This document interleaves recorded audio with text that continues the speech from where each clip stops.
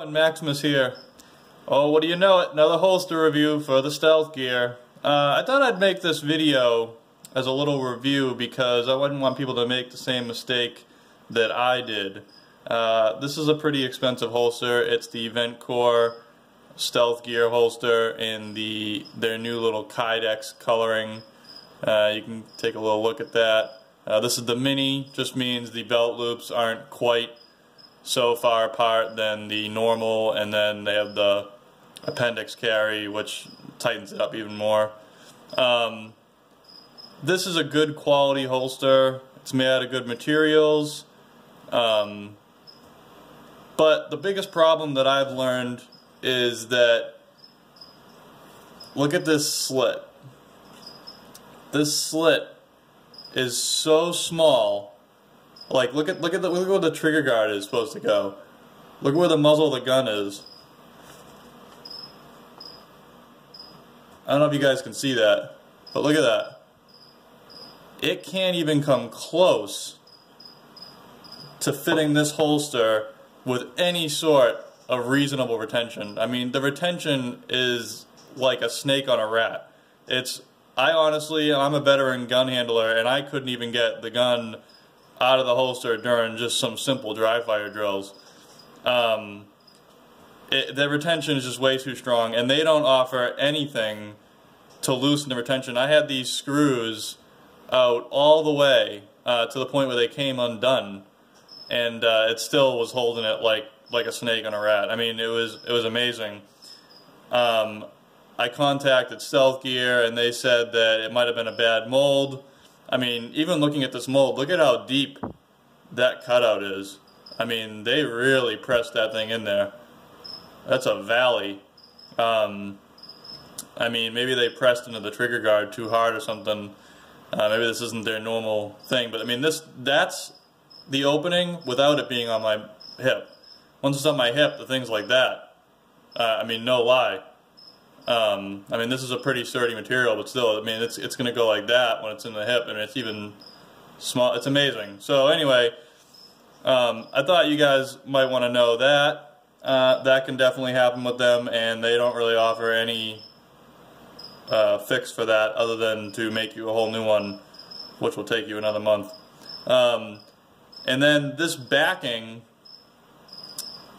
people say it's soft, people say it's comfortable.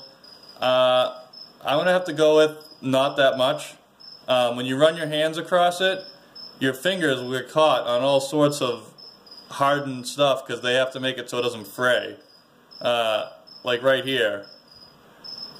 They have to do it there, I mean all around there, around these holes that aren't utilized. And you feel it even some other places. I mean, this is like the inside of a sneaker or the inside of a boot.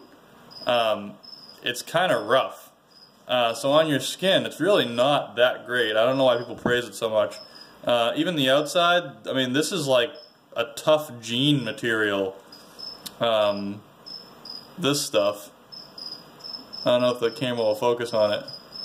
But that's like a tough jean-like material. I'm not a huge fan of it. So I thought you guys might want to know stuff like that. Like, this actually isn't that great. It's very sturdy, very strong.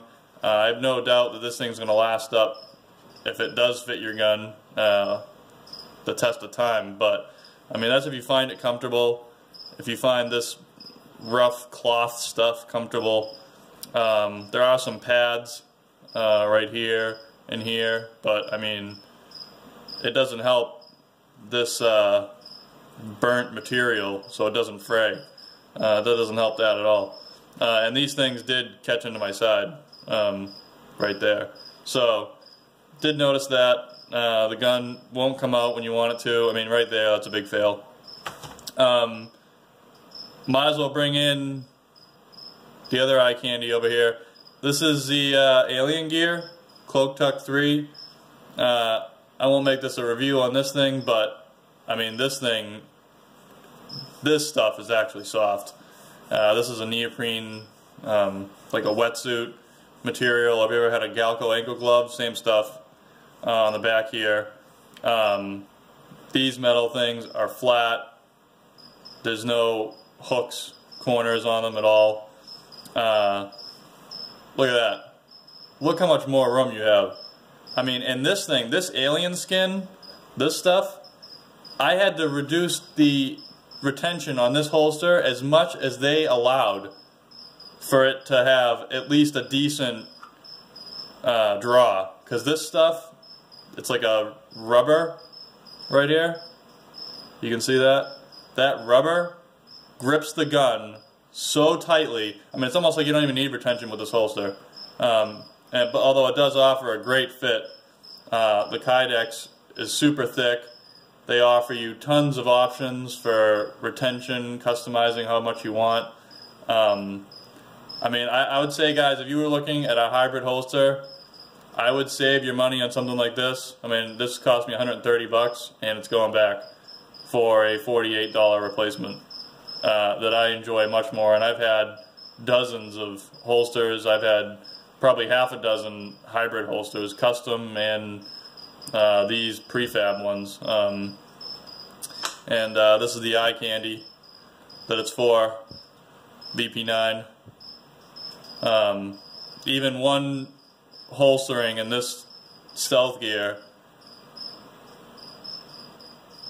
it'll rip up your gun. I don't know if you guys can see that, but this stuff on the trigger guard, on the Picatinny rail, I mean, not that I don't want the gun to get scratched, but I don't want it to be needlessly scratched. I mean, it's a tool, yeah, but I mean, I don't throw my tools in the mud and throw them in the dirt just for the fun of it. I mean, if they fall in the dirt, that's fine. If they get scratched during work, that's fine, but I don't want it to be just because it's a poorly retained product, poorly made product.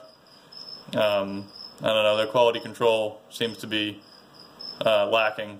So I thought you guys might want to know. Aliengear, Stealth Gear, I'm definitely going to have to go with the Aliengear in this one. Maybe I'll save you guys a few bucks. I'm going to wear this for a month and maybe I'll do another review, update on how this thing's going. Alright guys, catch you later.